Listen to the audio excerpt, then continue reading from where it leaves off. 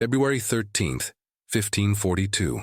A cold, unforgiving dawn began to break over the Tower of London, casting long, skeletal shadows across the ancient stone walls, where a young woman, not yet 20, spent her last night in anxious solitude.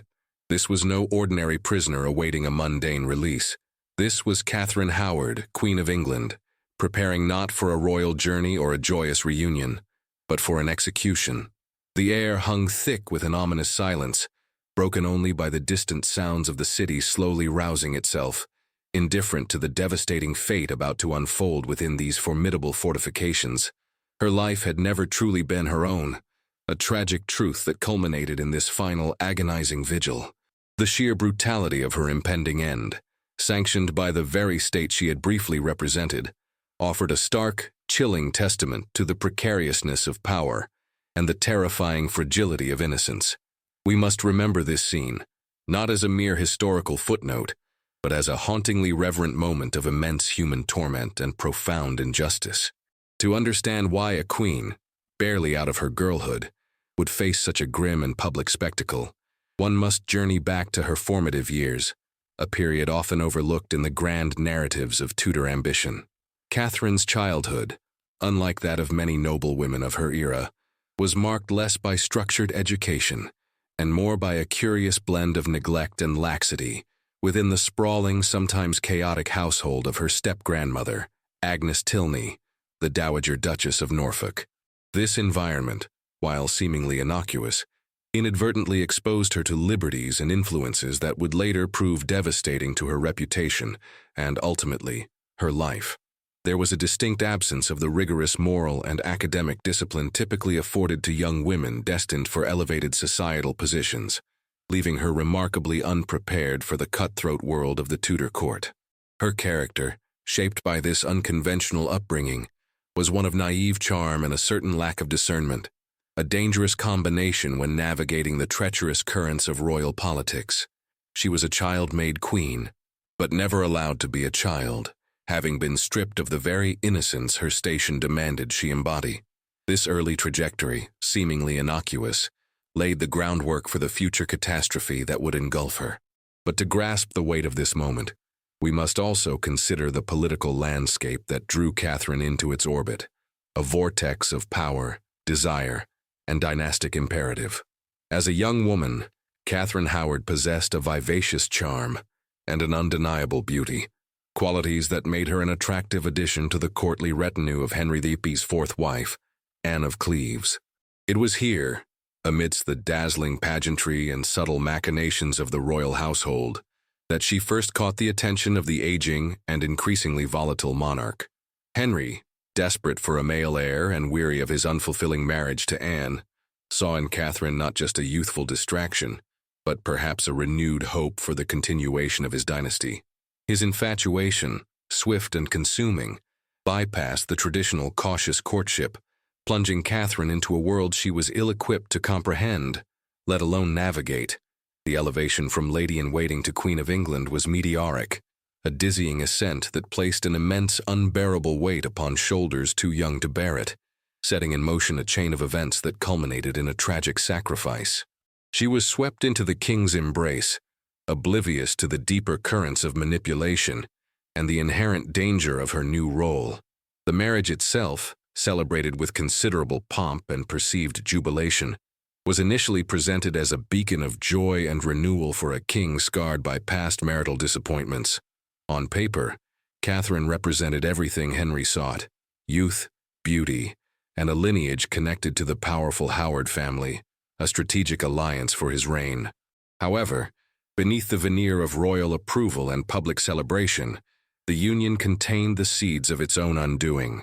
Catherine, still navigating her own burgeoning womanhood, found herself tethered to a monarch whose physical decline was accelerating and whose temperament was increasingly unpredictable, marked by bursts of volatile rage and possessive jealousy.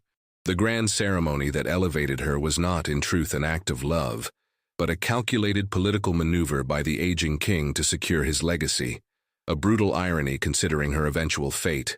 This sudden elevation, while seemingly a triumph, was in fact a prison of gilded bars, isolating her within the very grandeur meant to enshrine her. The perceived happiness was fleeting, a fragile facade over a deepening chasm of vulnerabilities.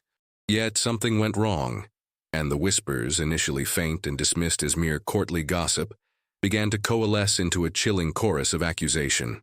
The carefully constructed facade of Catherine's virtuous past began to crack under the relentless scrutiny of her new position.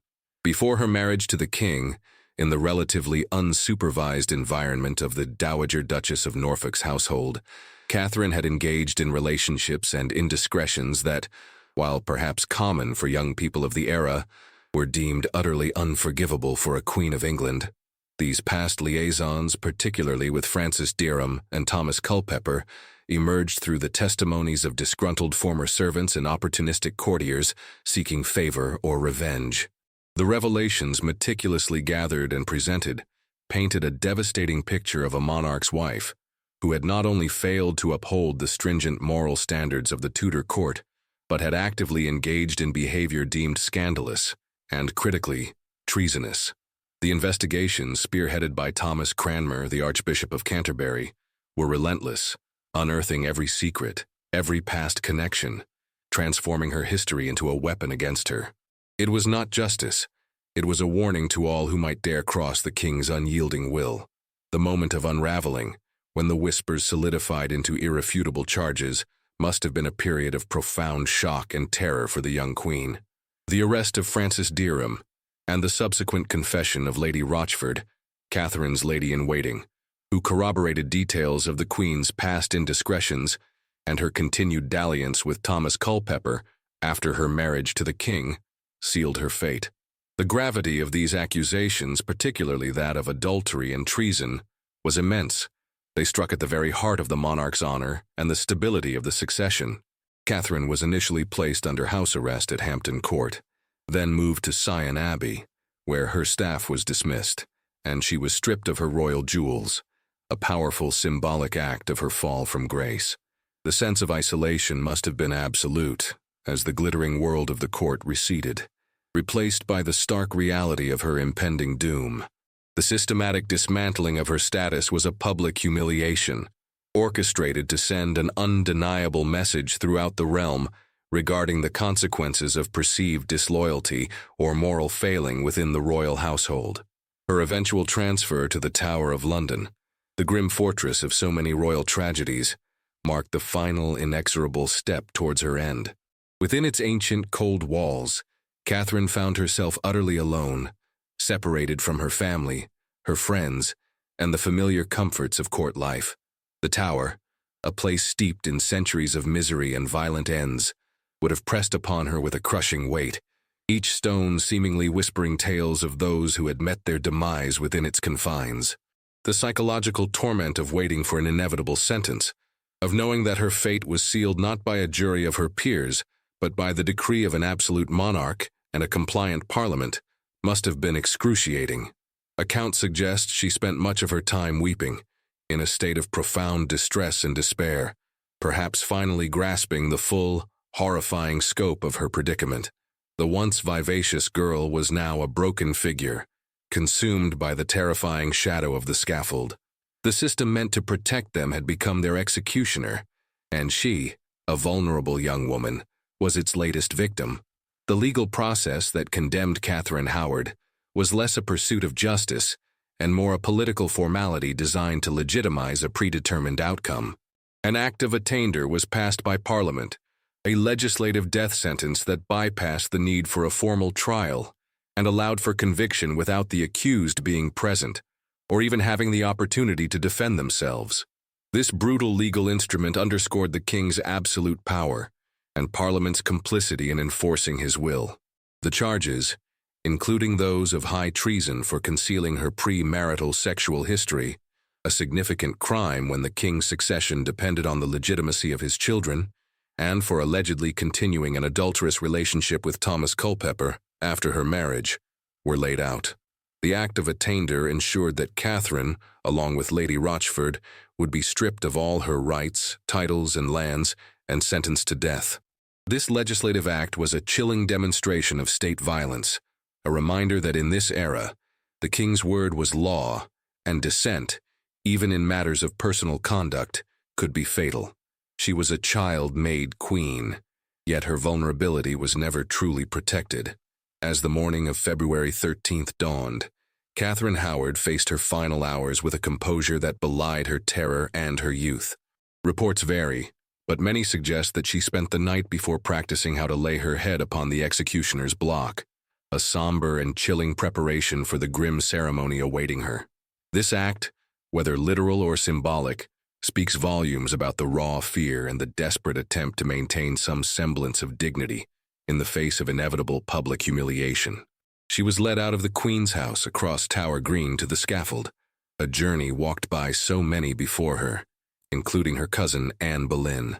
A crowd would have gathered, drawn by the morbid curiosity of witnessing the fall of royalty, their collective gaze a heavy burden upon the condemned. Before the axe fell, Catherine, according to some accounts, made a final, brief statement, acknowledging her transgressions but also her youthful folly, asking for mercy from God and for people to pray for her soul. Her last words, though perhaps shaped by the pressures of the moment, were a poignant echo of a life unjustly cut short. The brutal efficiency of her execution, swift and final, left behind not only a young life extinguished, but also a haunting legacy that reverberated through the Tudor court and beyond. Catherine Howard's story is a stark reminder of the devastating consequences of systemic power unchecked, of a society that could sacrifice its most vulnerable for political expediency and the perceived honor of a monarch. Her death, alongside that of Lady Rochford, was not merely an act of justice for alleged crimes, but a chilling public spectacle designed to reinforce the king's authority and to serve as a dire warning against any perceived moral failings or threats to the royal lineage. The narrative of her life, from neglected child to tragic queen, embodies the profound internal evolution shaped by external cruelty, a testament to the fact that her youthful innocence was shattered by the brutal machinations of a courtly world she never truly understood. We must remember Catherine Howard, not as a villain or merely a victim, but as a complex figure whose tormented journey reflects the broader human cost of unchecked power, forever haunting the annals of English history with its mournful insight. Her sacrifice echoes still, a perpetual question mark against the backdrop of a brutal age.